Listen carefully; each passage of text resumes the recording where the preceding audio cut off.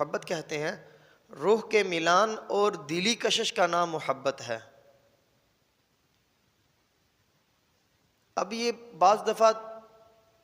فطرتاً ہوتی ہے، بعض دفعہ طبعاً ہو جاتی ہے،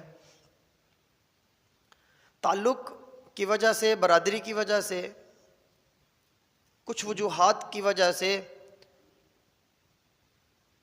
روح کا ملان ہو جاتا ہے، دلی کشش ہو جاتی ہے۔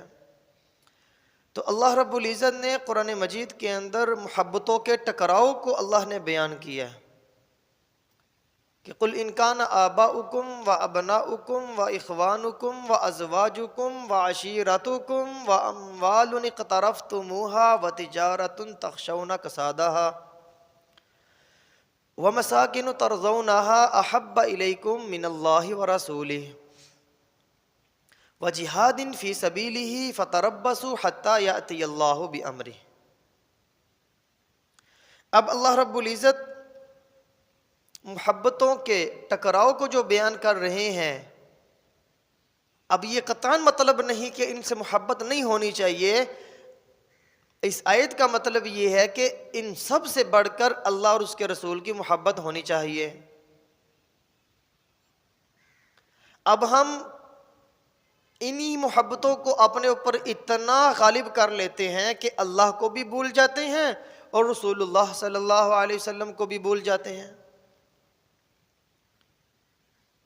اللہ رب العزت نے والدین کا ذکر کیا، آباؤکم،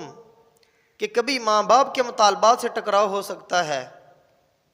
کبھی اولاد کی ضروریات سے ٹکراؤ ہو سکتا ہے، ابناؤکم، اخوانکم، کبھی بہن بھائیوں کے مفادات سے ٹکراؤ ہو سکتا ہے، وازواجکم، اور کبھی بیویوں کی خواہشات سے ٹکراؤ ہو سکتا ہے،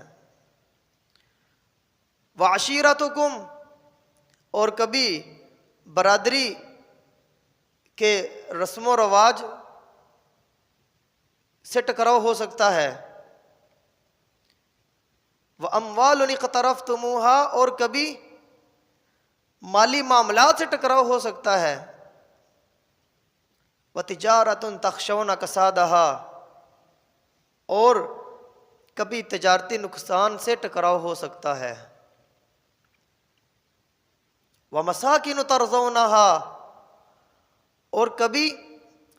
رہائشی مکانات سے ٹکراؤ ہو سکتا ہے۔ اللہ رب العزت نے ایک ایک چیز کا ذکر کر دیا